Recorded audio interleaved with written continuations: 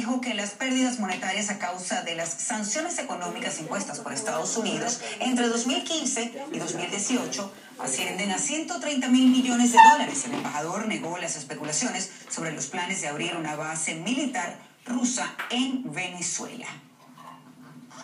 Y en Caracas, la Asamblea Nacional, de mayoría opositora, convocó a una sesión extraordinaria, o en este caso, sesión ordinaria, para analizar la propuesta del presidente Nicolás Maduro, del cuestionado presidente de Venezuela, para adelantar las elecciones del legislativo. Desde Caracas nos acompaña Jorge Luis Pérez Valeri con más detalles. Jorge Luis, muy buenas tardes, para que nos cuentes entonces cómo ha transcurrido esta sesión luego de la propuesta del cuestionado presidente Nicolás Maduro este lunes sobre adelantar las elecciones legislativas para, según él, solventar las crisis en Venezuela. Muy buenas tardes, María Alejandra, para ti y para toda la audiencia. Efectivamente, una sesión que se realiza nuevamente sin la presencia de los medios de comunicación nacionales o internacionales debido a la provisión que tienen las autoridades que están resguardando el Palacio Federal Legislativo, donde funciona la Asamblea Nacional, donde también funciona la cuestionada Asamblea Nacional Constituyente, para que pues pueda acceder la prensa hasta este recinto. Sería la cuarta sesión ya en la que no es posible poder pues estar presente tanto los medios nacionales como internacionales, como te estaba mencionando, pero en todo caso continuó la sesión. Y efectivamente, el primer punto en el orden del día tenía que ver con una ratificación de la Asamblea Nacional a su postura de rechazo a las elecciones del pasado 20 de mayo de 2018, fecha en la que Nicolás Maduro se religió como presidente de Venezuela, pese al cuestionamiento del Poder Legislativo, que desconoció ese acto electoral, pero que también fue desconocido por parte de la comunidad internacional. Allí, por supuesto, las posturas en torno a esta propuesta que hizo el día de ayer Nicolás Maduro cuando celebraba el primer año de esta controvertida elección, en la que decía y pedía, planteaba la posibilidad de adelantar los comicios, pero solamente de la Asamblea Nacional, para renovar entonces a los integrantes del Poder Legislativo venezolano. Esto dijo Juan Guaidó, el presidente de la Asamblea Nacional, reconocido como presidente interino por Estados Unidos y otros 50 países, respecto a este planteamiento.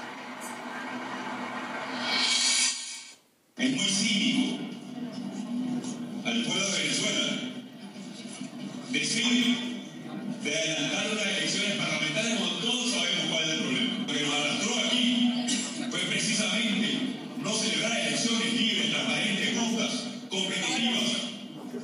Es cínico decirle a Venezuela que van a ampliar un periodo de una constituyente que no existe.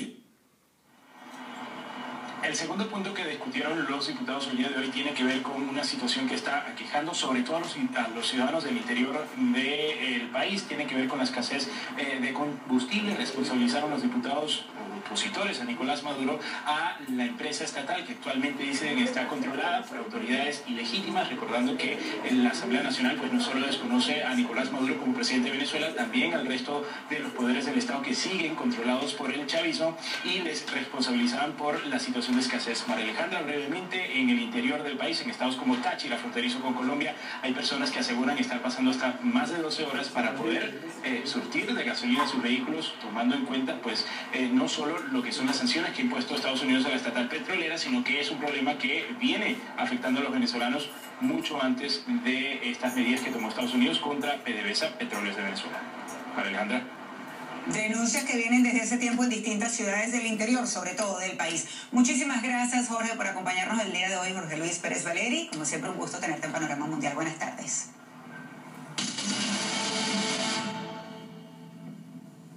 En Colombia, las familias de miles de personas que murieron víctimas de ejecuciones extrajudiciales a manos del ejército durante el mandato del expresidente Álvaro Uribe Vélez entre 2002 y 2008 siguen esperando que se haga justicia. Michael Roa nos hace un recuento de estos casos que no conocieron o se conocieron en Colombia como los falsos positivos.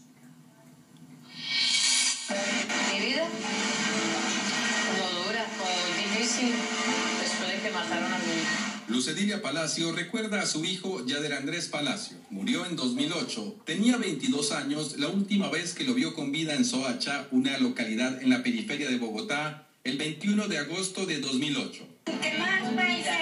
Palacio, conocida por sus vecinos como La Paisa, dice que su hijo fue ejecutado presuntamente por miembros del Ejército de Colombia y que sus restos aparecieron en una fosa común en el departamento de Norte de Santander, a más de 500 kilómetros de su casa. La muerte de Yader Andrés es uno de los más de 3.000 presuntos casos de falsos positivos atribuidos a militares que están siendo investigados por la Fiscalía General de la Nación. Un informe publicado por la organización no gubernamental Human Rights Watch en junio de 2015 señala que la ejecución de civiles por parte del ejército en Colombia ocurrió entre los años 2002 y 2008 y que fue una práctica habitual. De acuerdo con el reporte, soldados y oficiales, presionados por superiores para que demostraran resultados positivos e incrementaran el número de bajas en la guerra contra la guerrilla, se llevaban por la fuerza a sus víctimas o las citaban en parajes remotos con promesas falsas, como ofertas de empleo, para luego asesinarlas, colocar armas junto a los cuerpos e informar que se trataba de combatientes enemigos muertos en enfrentamientos. A que me lo hagan pasar que de una bandola, que criminales, que no sé qué. Eso es lo que más me duele a mí hoy en día. Luz Edilia Palacio sigue esperando por justicia, mientras visita la tumba de su hijo, lamentando que por culpa de los falsos positivos, su nieto no pudiera conocer a su padre. Según Human Rights Watch, más de 800 miembros del ejército, en su mayoría soldados de rangos inferiores, han sido condenados por ejecuciones extrajudiciales perpetradas entre 2002 y 2008, mientras que unos 16 generales del ejército, activos y retirados, están siendo investigados por estos delitos, pero ninguno ha sido acusado formalmente. Que el general diga la verdad. Michael Roa, CNN, Atlanta.